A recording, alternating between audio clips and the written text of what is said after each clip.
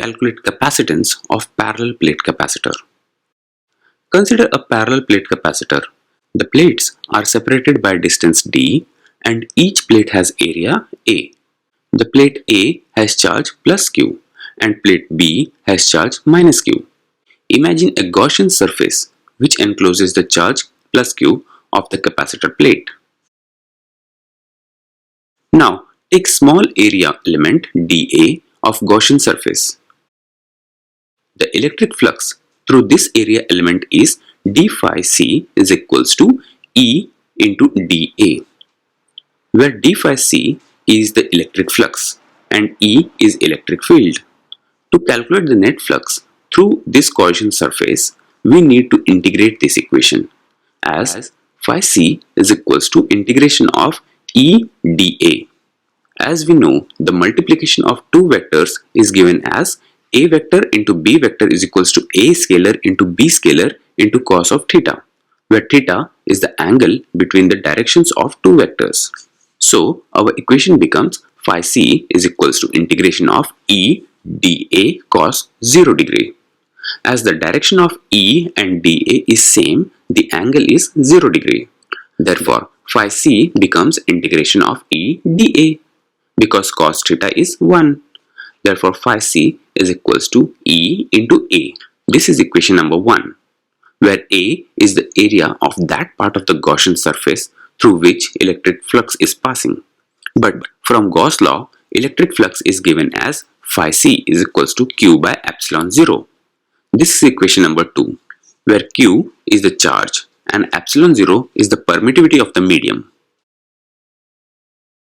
On comparing equation 1 and equation 2, we get EA is equals to Q by epsilon 0 or E is equals to Q by A epsilon 0.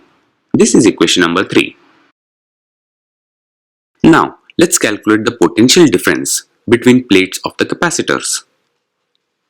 Potential difference between 2 points A and B is given by VB minus VA is equals to minus integration of E into ds from A to B, where E is the electric field and ds is the separation or distance between points A and B. As previously done, let's multiply two vectors again.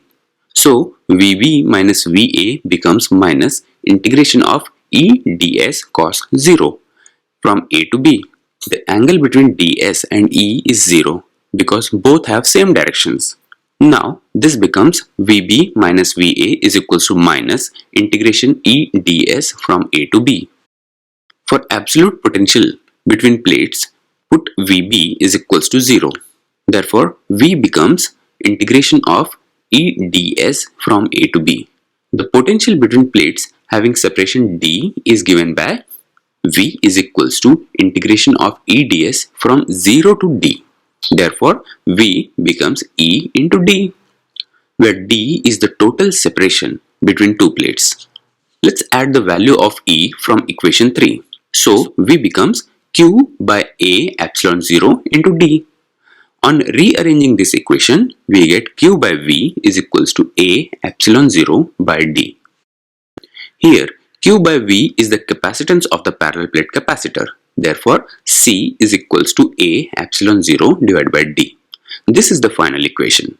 From this equation, we can say that the capacitance of a parallel plate capacitor depends upon area of plates and separation between plates. In addition, the dielectric medium inserted between plates also affect capacitance of parallel plate capacitor.